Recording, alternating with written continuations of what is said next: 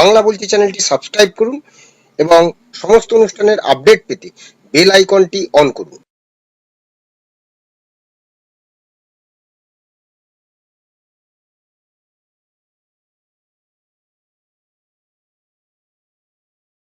নমস্কার, বাংলা বলছি চ্যানেলে আপনাদের স্বাগত। আমি বিপ্লব। মুখ্যমন্ত্রী মমতা বন্দ্যোপাধ্যায় আজ কোচবিহারে গেছেন। সেখানে তিনি মদনমোহন মন্দিরে পুজো দিয়েছেন। যেহেতু কোচবিহার আসনটি তৃণমূল কংগ্রেস বিজেপির থেকে ছিনিয়ে নিয়েছে, তাই সেই সঙ্গে তিনি হঠাৎ করে দেখা করতে গেলেন অনন্ত মহারাজের সঙ্গে। যে অনন্ত মহারাজ বিজেপির রাজ্যসভার সাংসদ, বিজেপির টিকিটে যিনি রাজ্যসভায় সাংসদ হয়েছেন, সেই অনন্ত মহারাজের সঙ্গে তিনি দেখা করতে গেলেন। দেখা তিনি করতে যেতেই পারেন, রাজবংশী নেতা, তিনি যেতেই পারেন। কিন্তু লোকসভা ভোটে কোচবিহারে বিজেপির হাতছাড়া হয়েছে, উড়েছে সবুজ আবির। গোটা উত্তরবঙ্গে গেরুয়া আবির উড়লেও শুধুমাত্র কোচবিহারে কিন্তু উড়েছে সবুজ আবির। অর্থাৎ কোচবিহার ছিনিয়ে নিয়েছে তৃণমূল। লোকসভা ভোট পরবর্তী সময়ে মঙ্গলবারই কোচবিহারের গ্রেটার নেতা অনন্ত মহারাজের বাড়িতে গেলেন মুখ্যমন্ত্রী তথা তৃণমূল সুপ্রিমো মমতা বন্দ্যোপাধ্যায়। তাহলে কি নতুন কোনো সমীকরণের ইঙ্গিত? যদিও মুখ্যমন্ত্রী বিষয়ে কিছু জানাননি, কিন্তু অনন্ত মহারাজ বলেছেন সৌজন্য সাক্ষাৎ। কিন্তু একজন রাজনৈতিক ব্যক্তিত্ব, যিনি উঠতে বসতে ডান দিক বাদিক যেদিকেই তাকান রাজনীতি ছাড়া কথা বলেন না, তিনি হঠাৎ করে একজন বিজেপি সাংসদ, গ্রেটার নেতা, তিনি যখন সাংসদ ছিলেন না তার বাড়িতে গেলেন না। তার সাথে যদিও দেখা করেছিলেন এর আগে, কিন্তু তার বাড়িতে গেলেন না। হঠাৎ করে কোচবিহার জয়ের পরে তিনি তার বাড়িতে গেলেন। নিশ্চয়ই কোনো রাজনৈতিক অভিসন্ধি থাকবে না, তা তো হতে পারে না। হয়তো আজ সেটা বলা হয়নি, কিন্তু একদিন না একদিন তো তা প্রকাশ হবে। কার্যক্ষেত্রে সেটা তো প্রকাশ হবে, আজ নয় কাল। কিন্তু অনন্ত মহারাজ ঠিক সাংবাদিকদের সামনে কি বলেছেন? সাংবাদিকদের যে যে চোখা প্রশ্ন তারা করেছেন, সেখানে মূল প্রশ্নটি যেটি ছিল যে আপনি কি তাহলে রাজ্যসভার সংসদ তৃণমূল থেকে হবেন, বিজেপি ছেড়ে দেবেন? তাতে তিনি কিন্তু বলেছেন না না, আমাকে রাজ্যসভার সাংসদ করেছে। নানা রকম কথা বলেছেন। তিনি বলেছেন স্বরাষ্ট্রমন্ত্রী, প্রধানমন্ত্রী তাকে সম্মান দিয়েছে, মুখ্যমন্ত্রী আসতেই পারেন। হ্যাঁ, আর তৃণমূলে কেন যাব? আমি তো বিজেপি সক্রিয় রাজ্যসভার মেম্বার, আমি তো রাজ্যসভার সাংসদ। তাহলে আপনার রাগটা কোথায়? কিন্তু সেখানেই দেখা গেল তিনি ক্ষোভ উগ্র দিলেন রাজ্য নেতৃত্বের বিরুদ্ধে, বিশেষ করে লোকাল কোচবিহারের যে জেলা নেতা, তাদের প্রতি তার ক্ষোভ উগরে গেল। তিনি বলছেন আমি কোনোদিন কোনো দল করি না, আমি গ্রেটার নেতা, কোচবিহারের গ্রেটার নেতা। আজ পর্যন্ত কোচবিহারে বিজেপি অফিস আমাকে কেউ দেখায়নি, বিজেপির কোনো নেতা বলেনি আমাকে এই অফিসে আসার জন্য, বিজেপি সেন্ট্রাল টিম এসেছে, আমায় ডাকেনি, আমাকে ডাকে না। এরা আমায় কি সম্মান দেবে? স্বরাষ্ট্রমন্ত্রী, প্রধানমন্ত্রী সম্মান দিয়েছে। আগে এই সাংবাদিকদের সামনে মুখ্যমন্ত্রীর সঙ্গে তার সাক্ষাৎ, তার বাড়িতে এসেছেন মুখ্যমন্ত্রী, তার বাড়ি থেকে মুগ্ধ হয়েছেন। গ্রেটার নেতা অনন্ত মহারাজ কি বলেছেন আগে একবার তার সেই কথাগুলো শুনুন। আরে ভাই, আমি তো রাজ্যসভার আছি, রাজ্যসভার মেম্বার আছি। তৃণমূলের পক্ষ থেকে রাজ্যসভা সাংসদ, এখন তো বর্তমানে বিজেপির আছেন। তৃণমূল যদি বলে যে আপনাকে তৃণমূলের তরফ থেকে সাংসদ করা, তৃণমূলে কেন যাব? আপনার মতি মরে গেছে নাকি তৃণমূলে যাব? আমি বিজেপির সক্রিয় সদস্য, মানে রাজ্যসভার মেম্বার। আমাকে নিয়েছে বিজেপি, হ্যাঁ, বিশ্বাসে নিয়েছে। আমি এরকম করবো? মুখ্যমন্ত্রী আজকে আপনার বাড়িতে এলেন, আপনি কি খুশি? হ্যাঁ, মুখ্যমন্ত্রী আপনার বাড়িতে এলেন, আপনি কি খুশি? একজন স্টেটের হেড অফ দ্য ডিপার্টমেন্ট আমার বাড়িতে আসছে, তাহলে আপনি বলতে চান আপনি শুধু সৌজন্য সাক্ষাৎকার উনি বলেছেন, আপনি ফলাফল নিয়ে কোনো কৃতজ্ঞতা না, কোনো আলোচনা। আপনার বাড়ি দেখে কি বললেন মুখ্যমন্ত্রী? বাড়ি দেখে কি বললেন? মুগ্ধ হয়েছেন। যেহেতু আমি পদ গ্রহণ করেছি, যতদিন 5 বছর টার্ম আমি থাকবো, এরপরে যদি আমার এরপরের কথা আমি জানি না। দাদা, আজ মুখ্যমন্ত্রীর সঙ্গে দেখা করলেন, এরপর যদি বিজেপি মানে বলে বা যে কেন দেখা করলেন, তাহলে কি তার কৈফিয়ত দেবেন? মানে এরকম কিছু যদি বলে, আমাকে কে জিজ্ঞাসা করবে? বিজেপির থেকে যদি জিজ্ঞাসা করা হয়, মানে কেন জিজ্ঞাসা করবে? আপনি তো বিজেপি দল করেন, বিজেপি সাংসদ, আপনি জিজ্ঞেস করতে আমি পারেন। দল করি না ভাই, আমি the greater Cooch Behar people association করি। তাহলে আমি BJP greater Cooch Behar people association পক্ষ থেকে সংগঠন করি। আমি বিজেপির এখন বিজেপি সংসদ হয়েছি, প্রতীক চিহ্নে সংসদ হয়েছি। আমি তো আর কি বলবো বলেন। ঠিক আছে আজ পর্যন্ত আমাকে কুচবিহার বিজেপির অফিসটাই দেখায় নাই, দেখেছে বলেন? আমি যে বিজেপির একজন মেম্বার, আজ পর্যন্ত বলে নেই, বিজেপির কোনো নেতা বলে নেই। সেন্ট্রাল টিম আসলো, তারাও বলছে না, দামও ডাকছে না, আমাকে মানেই না ওরা। তা আমি কি করবো বলেন? তাহলে কি সাংসদ পদ ছেড়ে দিবেন বিজেপির, যেখানে আপনার সম্মান নেই? এরা আমাকে কি সম্মান দেবে? সম্মান দিয়েছে গৃহমন্ত্রী অমিত শাহ, মাননীয় অমিত শাহ।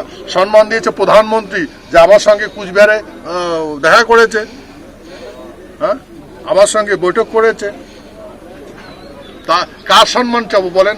আমাকে সবাই সম্মান করে, সবাই শ্রদ্ধার চোখে দেখে। জেলার নেতারা তো আপনাকে ডাকছে না রাজ্য বললেন। বিজেপির নেতাদের উপরেই আপনার ক্ষোভ। এরা কেন করছে না, কেন ওরা উল্টা পাল্টা বলছে, এটা আমি তো জানি না ভাই। একটা লাস্ট প্রশ্ন আপনাকে, রাজ্য সরকার বলেছিল নারায়ণী ব্যাটালিয়ন করা হবে, সেটা করেছে। সেন্ট্রাল থেকে বলেছিল নারায়ণী সেনা করা হবে, সেটা এখনো হয়নি। আপনার যারা সদস্যরা রয়েছেন এখানে, অনেকে নারায়ণী সেনার বেশে রয়েছেন, অনেক ছেলে আপনাদেরকে বলেছিলেন আপনারা তাদের কর্মসংস্থানের ব্যবস্থা করবেন। কেউ করুক সেই আর না বিষয়টা করুক, শুনেন, কেউ করুক আর না করুক, আমরা করব। কেউ করুক আর না করুক, আমরা করব। তো সময় দেখতে পাবেন। মানে আপনারা কর্মসংস্থানের ব্যবস্থা করবেন। আমি বললাম তো, সেই বিষয়ে কি সিএম এর সঙ্গে কোনো আলোচনা হয়েছে? না না না না না, এই বিষয়ে আলোচনা এর আগে সিএম ওনার ভিউয়ে উনি করছে, আমি তাতে বলতেছি। উনি আমাকে এইটুকু বলছে বিশ্ব মহাবীর চিলারায় প্রতিমূর্তি বানাইছে। তা ধন্যবাদ দেন, আপনি বানাইছেন, হ্যাঁ দেখছি ওখানে বানিয়েছে উনি। আমি কি বলবো বলছে, বলে আর কি বলবো বলে? হ্যাঁ, আমাকে বলছে বিজেপি কিছু করছে, বলছে না, দেখা তো যাচ্ছে না। আপনি মূর্তিটা করেছেন, সত্যটা মিথ্যা বলবো বলেন? এখন কথা হলো, আমি যেগুলো শুনতেছি, যতগুলো কথা শুনতেছি, হ্যাঁ, আমার বিরুদ্ধে, হ্যাঁ, কতগুলো প্রপাগান্ডা হচ্ছে। কারা করছে? মানুষ বলছে, আপনারা জানেন, সবাই জানেন। কিন্তু ভাই, আমি কাকো শত্রু মনে করি না, আমি কারো বিরুদ্ধে নেই। হ্যাঁ, আমি তো রাজ্যসভার সংসদ, তৃণমূলে কেন যাব? বিজেপির সক্রিয় রাজ্যসভার মেম্বার। আমি কোনোদিন কোনো দল করি না। আমি গ্রেটার নেতা, গ্রেটার কোচবিহারের নেতা। আজ পর্যন্ত কোচবিহারের বিজেপি অফিস আমাকে কেউ দেখায়নি, বিজেপির কোনো নেতা বলেনি। খুব উগরে দিলেন জেলা নেতাদের সম্পর্কে। কিন্তু এই অনন্ত মহারাজ যখন সমস্ত সাংবাদিকদের সামনে এই কথা বললেন, ঠিক তখনই তাকে অন্য একটি সংবাদ মাধ্যম তাকে প্রশ্ন করে, এবং তখন অন্য কোনো সংবাদ মাধ্যম সেখানে ছিলেন না। শুধুমাত্র একটি সংবাদ মাধ্যম, বাংলার একটি সংবাদ মাধ্যম তার সাথে কথা বলেন।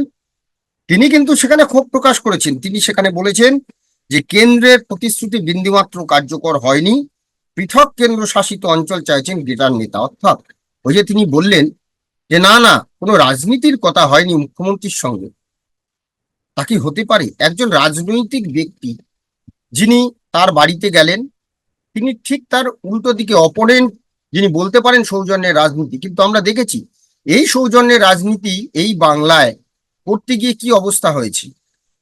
নিজের দলের আমরা দেখেছিলাম উত্তর কলকাতায় একটি সামাজিক অনুষ্ঠানে গেছিলেন কুণাল ঘোষ, এবং বিজেপি প্রার্থী ছিলেন সেখানে তাপস রায়, দুজন এক মঞ্চে ছিলেন। তারপরে কুণাল ঘোষকে তার পদ থেকে সরিয়ে দেওয়া হয়েছিল। তো আমরা তো জানি সৌজন্যের রাজনীতি। মুখ্যমন্ত্রী গেছেন, সৌজন্যের রাজনীতি করতে গেছেন। কে বলছেন? মুখ্যমন্ত্রী কোনো বক্তব্য রাখেননি, বলছেন অনন্ত মহারাজ।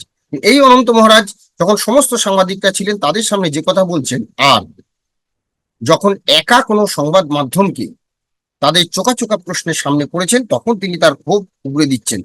তিনি কি বলছেন? তিনি বলছেন যে কেন্দ্রের প্রতিশ্রুতি বিন্দুমাত্র কার্যকর হয়নি, এবং তিনি বলছেন যে গ্রেটার কোচবিহার চাই। তিনি আরো মারাত্মক কথা বলেছেন। তিনি বলছেন যে বিজেপির সঙ্গে অনন্ত মহারাজের বন্ধুত্ব হয়েছিল, তার মধ্যে মূল বিষয় ছিল পৃথক রাজ্যের দাবি। কোচবিহার, গ্রেটার কোচবিহারকে আলাদা একটি রাজ্য দিতে হবে এবং পৃথক রাজ্য কিন্তু জোটেনি অনন্ত মহারাজি। আর তখন কিন্তু তৃণমূল বিরোধিতা করেছিল, এমনকি তারা চেয়েছিল পৃথক কেন্দ্রশাসিত অঞ্চল, সেটাও মেলেনি। তাহলে কি এই কোচবিহার যখন বিজেপির কাছ থেকে, কারণ কোচবিহারে রাজবংশী ভোটটা একটা বড় অংশের ভোট আছে রাজবংশীদের, রাজবংশীদের নিয়ন্ত্রণ করেন গ্রেটার নেতা অনন্ত মহারাজ, তাই বলেই শোনা যায়। এবং তাকে কিন্তু রাজ্যসভার সাংসদ সেই কারণেই বিজেপি করেছিল। কিন্তু শোনা যায় তার সাথে জেলা, তিনি নিজে ক্ষোভও প্রকাশ করেছেন, তার সঙ্গে জেলা নেতৃত্বের আদায় কাজকলায় সম্পর্ক, এবং এই সম্পর্ক জন্যে তিনি কিন্তু সক্রিয় হননি বলেই শোনা যায়। এই লোকসভার ভোটে তিনি সক্রিয় হননি, এবং সেই জন্যই কি তৃণমূল ওই কেন্দ্রে জয়ী করেছে, আর সেই জন্য কি মুখ্যমন্ত্রী তার কাছে গেলেন?